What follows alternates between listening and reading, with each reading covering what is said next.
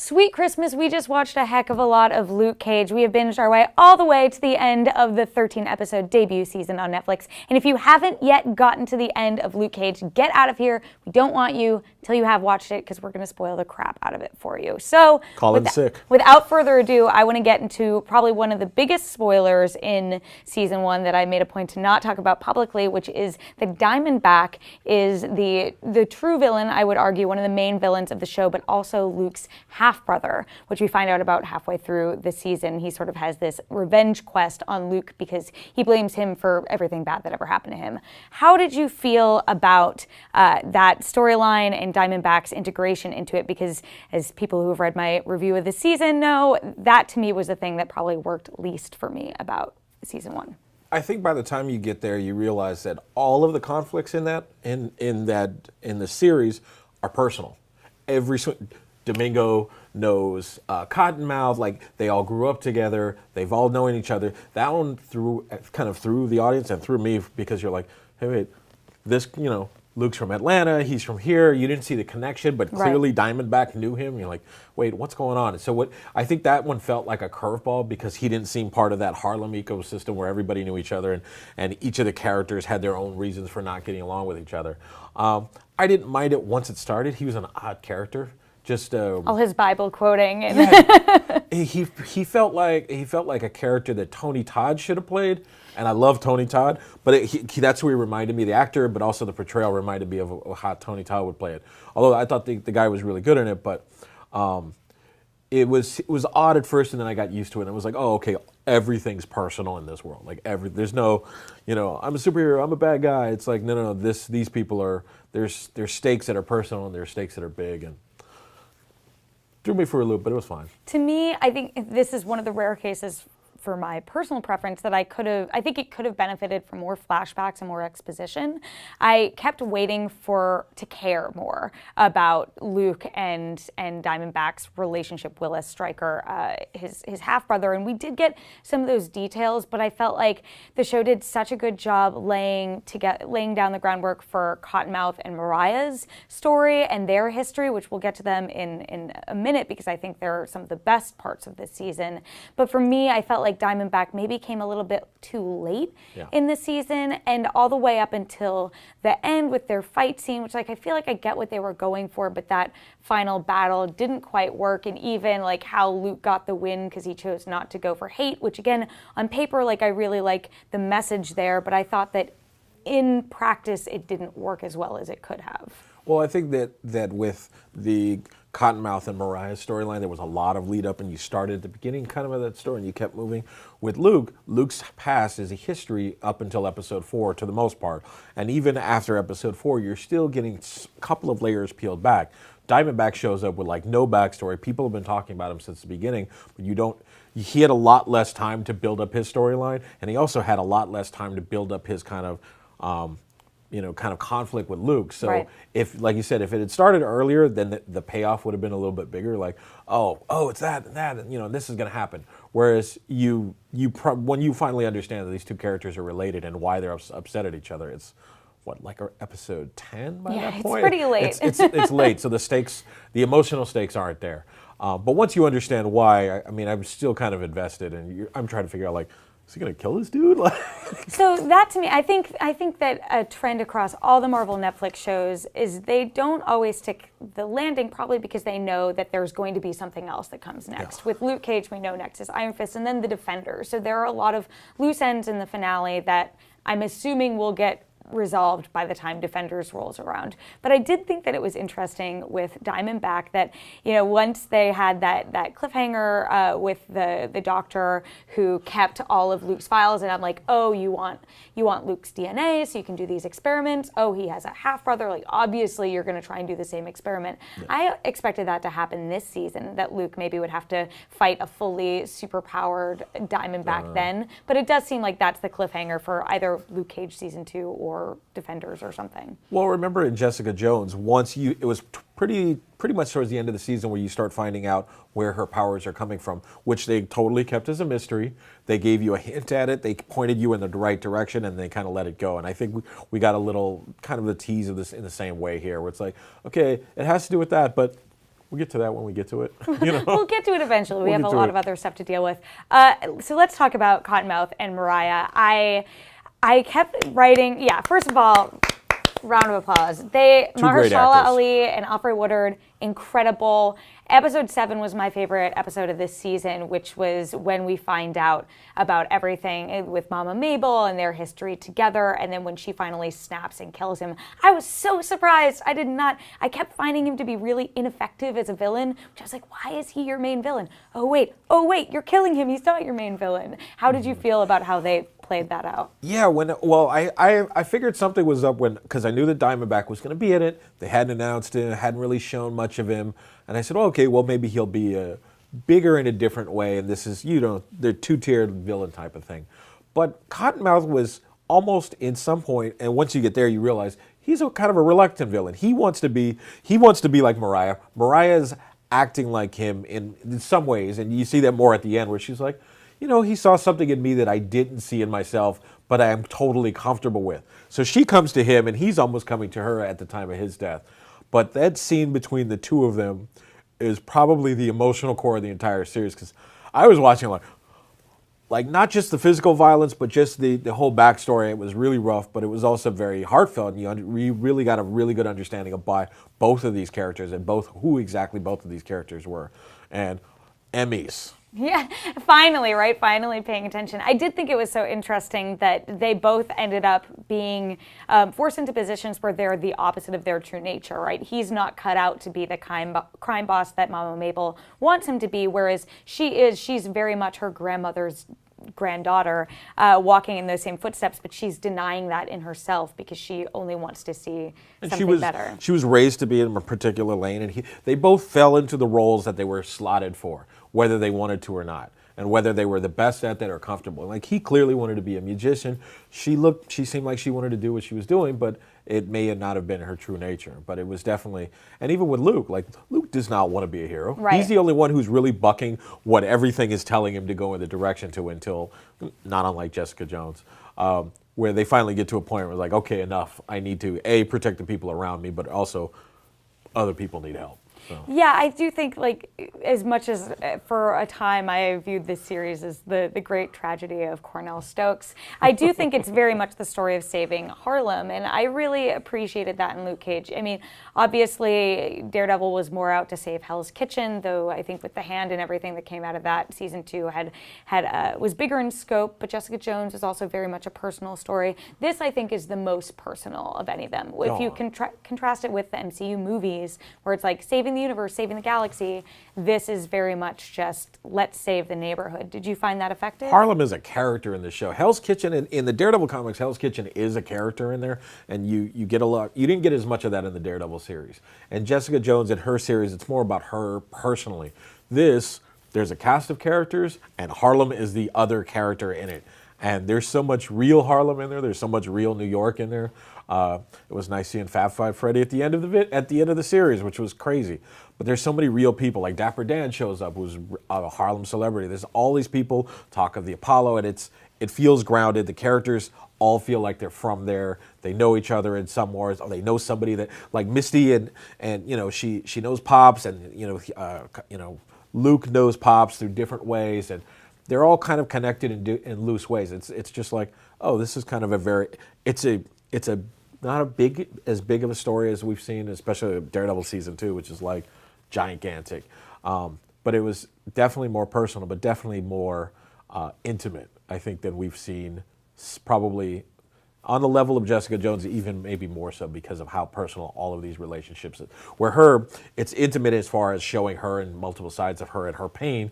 This is like, everybody's business is on the table, and everybody is connected in some way. And I feel like it's a story unlike we've seen before. As much as Jessica Jones really got into what it's like to experience abuse and hit upon real issues there were so many scenes in Luke Cage that just were completely evocative of conversations we're having today about, black kids getting gunned down in the street by cops. And Cheo Coker, the showrunner, has talked openly about how, it's really special to have and important to have a bulletproof black man as your superhero here. And I'm curious, to me, that still remains the biggest conversation about Luke Cage. And I think that, we talked at Comic-Con many times why this feels like the right superhero for the right time right now. And as much as I jumped to Diamondback because we finally could in this video, I do think that's the most important conversation to be had. We at first had just seen the first 7 episodes. Now we've seen the full season. With that sort of as the thesis for why Luke Cage is special, do you think that this series sort of landed that side of the story? It's perfect timing. What's nice is they don't hit you over the head with it. They present it in a bunch of different ways. It's not a central theme, but it's something here's the thing. I don't feel like it was made to be part of the show as a cautionary tale or like an explainer or anything like that. They just showed a very real and natural slice of life, and these things happen. And they show how these things happen, and they show them from a bunch of different angles. They show it from a just regular person's angle. They show it from a police angle, from multiple types of police angles. And you see how these things happen in a different way, and you get a lot of different perspectives on the same thing. And you get to see a slice of black life that you don't usually see on TV, and you definitely don't see in a superhero show, where 9 times out of 10 we're probably sidekick or the second partner or something like that. This was a very different type of show.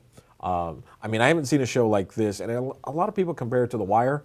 Yeah, and I've I think it's just maybe in visual aesthetic and grittiness, but it feels more like New York Undercover to me, which also took place in New York and had a very specific feeling of the town was also a city in there, a character in there as well, and the characters felt natural to that environment, and it dealt with topics that were going on at the same time. This is kind of more, and also music being a big part of it. Like that to me was the biggest parallel among others. But they feel like shows of their time and shows that are showing a reality that is real. It's not like, oh, I watched this movie and it takes place in this thing and I don't know, it's now or 10 years from now, or I don't know these people. Like, I know these people. These people are very familiar to me, and I think they're very familiar to a lot of people. And you see a lot of different cultures and backgrounds and different types of people that you're not used to seeing as leads or as even primary characters or supporting characters. So it's the right show at the right time. As far as I couldn't see it getting made 5 years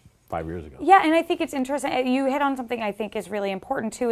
I feel like it very easily could have pointed fingers or said this is the problem, or taken maybe more of a stance, but I think in just laying everything out on the table, and you were right, like they don't, as much as there's that scene where Luke Cage gets spotted in what is clearly like a more upper class white neighborhood by 2 police, and you can say, oh, well, that's, evocative of many of the similar scenes we've seen play out in real life. You also get Misty talking about how I just want to protect people, and I'm that person as a cop who gets, like, you hate me until you need me. And I think that it was really important until you know me. Yeah, that too. But like, you'll be on the opposite side of me and antagonistic toward me until you do need me. And I think that was a really interesting counterpoint there. And it was funny, we were talking a little bit about this beforehand, but some of it probably Cheo Coker didn't even know that it would be as timely as it ended up being. Like, he didn't know that during Trump's debate, like the week that this show came out,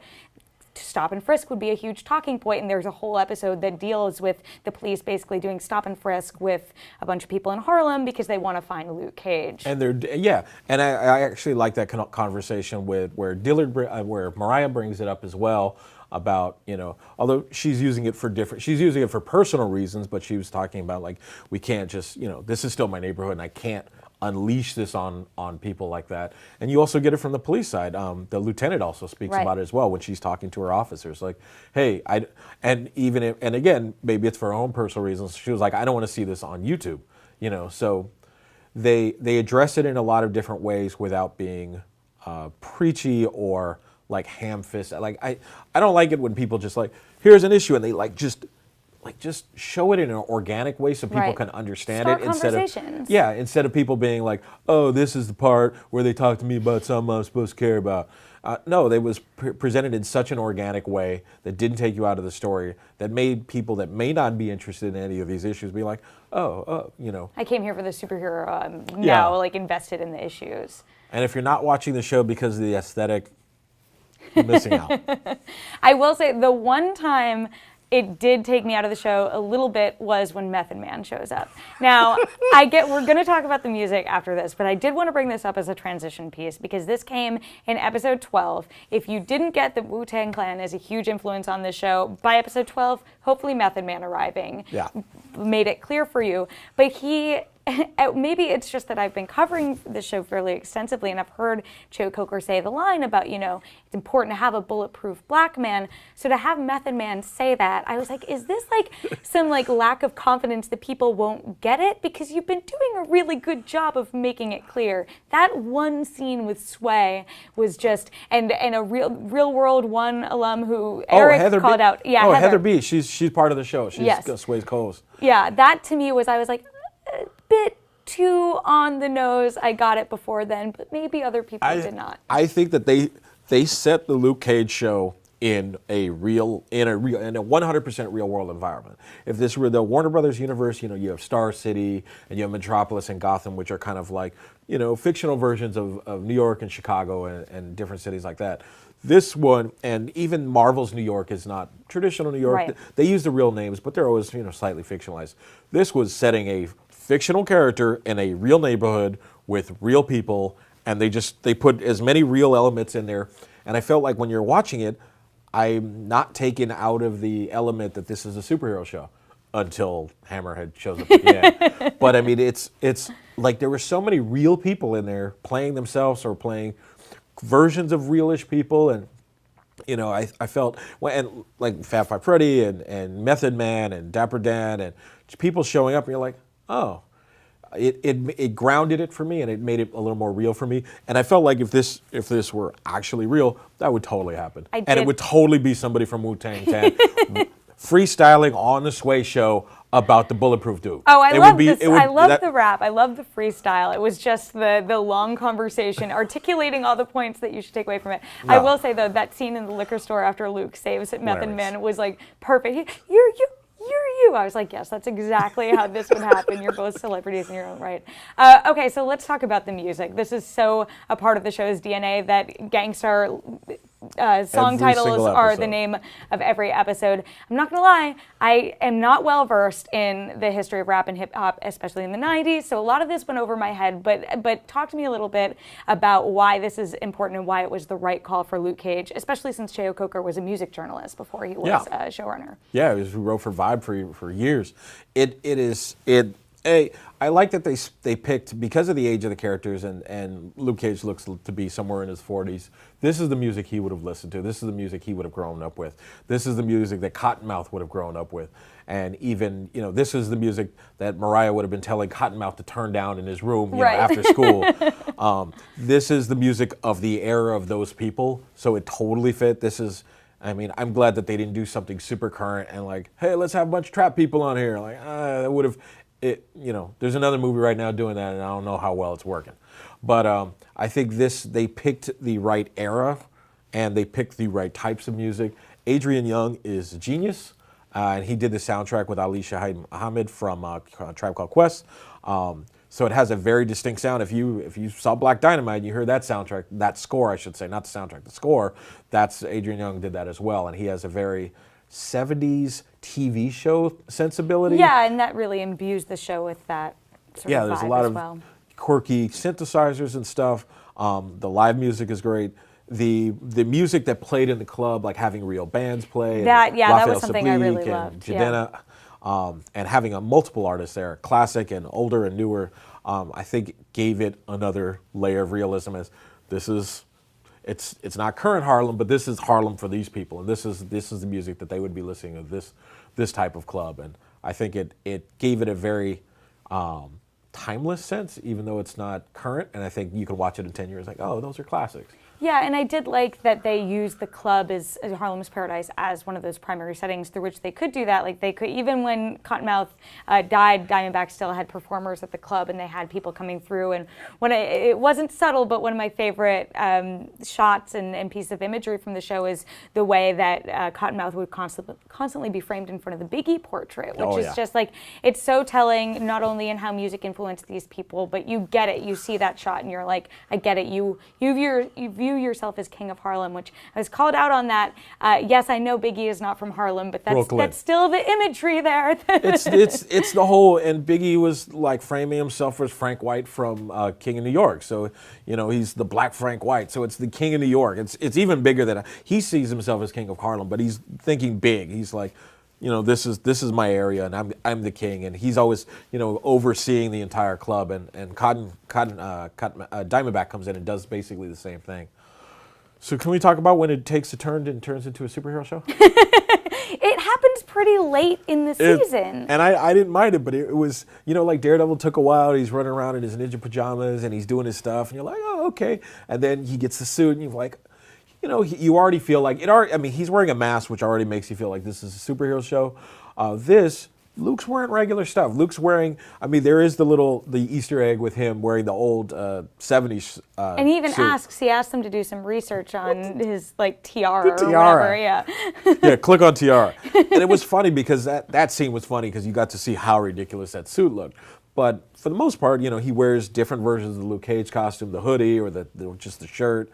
But when you get to full Diamondback at the end, not 2/3 of the way through Diamondback, when you get through full Diamondback, Hammer tech suit, yeah, he shows up and you're like, oh, this is comic book stuff, and we're about to see a classic Marvel fight, and it was funny, but it was definitely a slight gear switch, But also it was nice that they kept with the Justin Hammer thing, and they kept that going on. I was waiting for him to pull that fake-looking arc reactor out of his back, and I was like, just pull the reactor out. I know, when he had the power glove and everything, too, before then.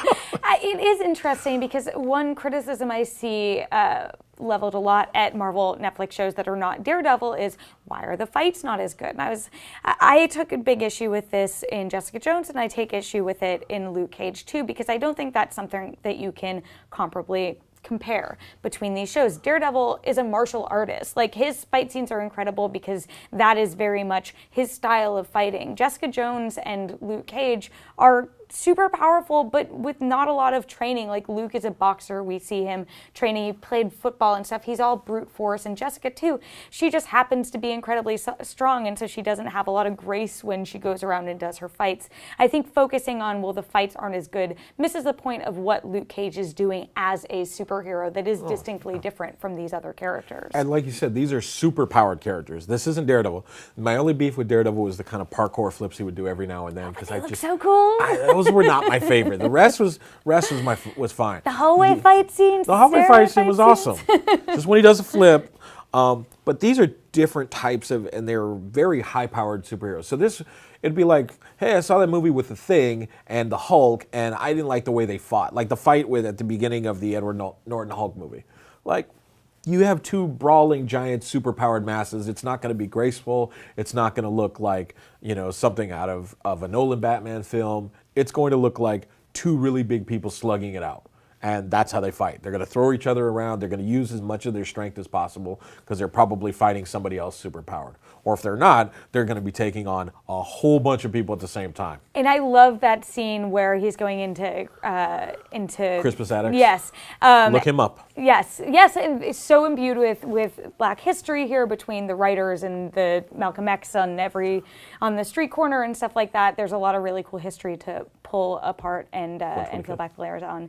But yeah, when Luke is going through and he is that's my favorite fight scene from this whole show. And that's why I thought, yes, it veered into being more of a superhero comic book show at the end, but I did think that final fight with Diamondback was a bit of a letdown. It wasn't as badass as that earlier shot. The Crispus Attucks scene that was Luke Cage's hallway fight. Yes.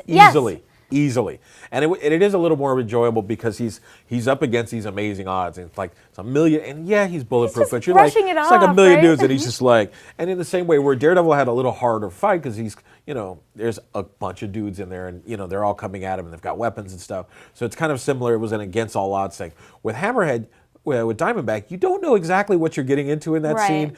You see the suit, you already know he has the super-powered gloves, but you don't know what the suit can do. And then after a while, I saw the helmet, I thought Juggernaut. And then once they start fighting, you're like, oh, this is like a traditional superhero, really a superhero brawl. Brawl, yeah, in the middle of the street. Which was fine. I mean, they went from gritty to full comic book, and they dialed it right back. My biggest problem, and great, like I was at the very end of a binge that I was like writing, watching, reviewing, watching. You were in the cage. And so I got to that point, and I had to go back and rewatch that scene like 3 times to figure out what exactly happened to allow Luke to win.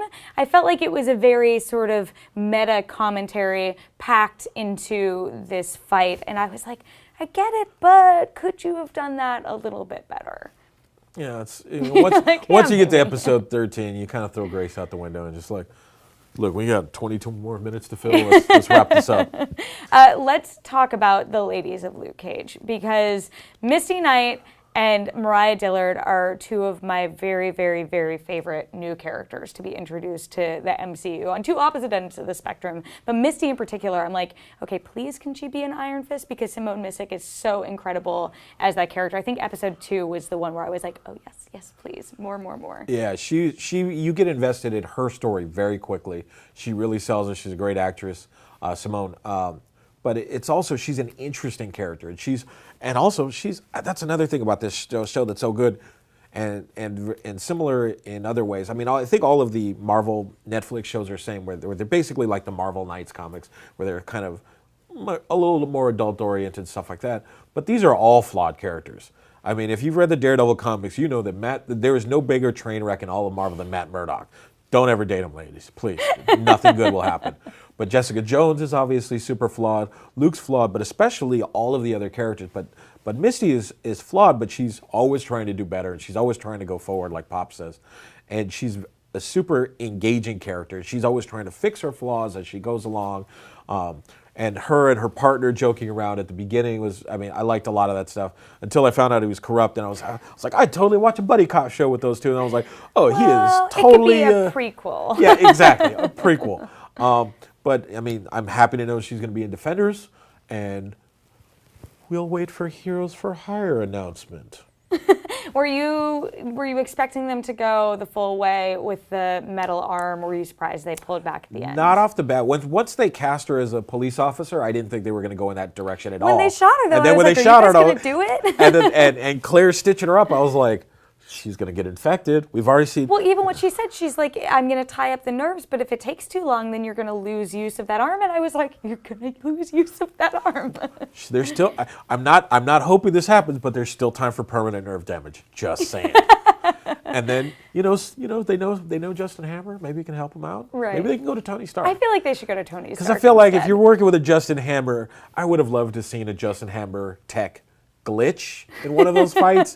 That would have been the greatest thing ever. I just want to compare and contrast his sort of career in suits to Tony Stark's, and the Iron Man suit is the sleekest, coolest thing, and then you have this. Hammer time. But let's talk about Mariah as well. I mean, as much as she was bucking the Black Mariah name, which was her comic book name early on in the season, I would argue that we get our Black Mariah, who's basically the kingpin of Luke Cage here, and I look forward to her causing more trouble in the future. I love that this was almost an origin story for her, in the way that in Daredevil in season 1, you do get a building of the kingpin, but he's pretty much the kingpin at the beginning of that show. He just hasn't revealed himself to that. Right. She is still becoming who she is in the comic, and I like that they've taken some kind of the fringier, crazier characters of the Luke Cage universe that when you see them on the original comics and on paper, they look ridiculous, and they have made them into interesting, engaging, and fully fleshed out people. And when you see the end of the show, you're like, I can't wait for her to come back. Yeah, I'm like, I'm glad that nothing happened that fits to you. you. And it's her holding the gun. The gun is super personal to her for multiple reasons, all of them terrible. But it was very interesting. It's nice to see a show with this many totally fleshed out characters. Even the little kid who turns out to be the lawyer's son, who shows up in multiple shots to come and film, and he's doing the video thing, and he's doing YouTube, and he shows up to kind of help Luke in a couple places, and he has the interaction with the other police officer who has some very personal reasons for trying to rough him up, and there's no throwaway characters in this. Well, I was just about to say, if there was to be one throwaway character, it would be Shades, who was, I Theo Rossi is great. Theo Juice Rossi was is great great. on Sons of Anarchy. But that was a character to me, I was like, you didn't do that much. And also, I think Claire Temple, to me, is a character who, because her development is stretched across now 3, or I guess she was in Daredevil season 2. She's been in everyone, She's been in all of them. I just don't think they've done that much with her because she's sort of a conduit and a means to an end. And we're running out of time, but I personally was not all that crazy about her and Luke getting together. Even though it's from the comics, I thought it was a little bit ham-fisted in the show. Yeah, I wasn't crazy about having them because of their interactions throughout the rest of it, where I didn't feel like they had gotten there. Like it didn't feel, it felt rushed. They held hands. It felt very Black Widowy. But as far as Shades, he was more, and they used both of those characters in the same way where they were connectors. And I still feel like Claire is a fully fleshed out character, and I enjoy her. The minute she shows up, I definitely enjoy having her on the show. Yeah, I'm happy to have her. I think Shades is a still in development character, and I feel like we haven't seen the end of Shades, but also we haven't. There's more that they can build on there, you know. So I am definitely excited to see more of Luke Cage, and we only have to wait until next year when the Defenders, maybe he'll appear in Iron Fist 2. We did get that Colleen Wing Easter egg that's maybe connecting things. Oh, yeah. All together, but definitely do not need to wait long for more Luke Cage. My last question for you before we wrap this bad boy up, though, do you think Pop's Barbershop is going to become the Heroes for Hire headquarters? That is an excellent observation, and I don't see why it wouldn't. They even make a comment. They're like, it clearly doesn't want to be a barbershop, but I see this space being important, things to come. And I was like, Heroes for Hire. It's definitely, I think it's going to happen. It was nice seeing Ron Cephas Jones. If you watch Mr. Robot, it was nice seeing him alive. Don't jinx it. Anything can happen in Marvel. But yeah, I think that there's definitely plans for that location, especially, we really only see like 4 locations, and one of them, the Chinese restaurant, got blown up. So we're down to like 3. Yeah. So that's what we thought about Marvel's Luke Cage. We definitely want to know what you thought about it, so let us know in the comments below. Check out our reviews of the entire season and every episode. Terry worked hard on them. I worked really hard on them. And for all things Marvel, Netflix, and Luke Cage, keep it here on IGN.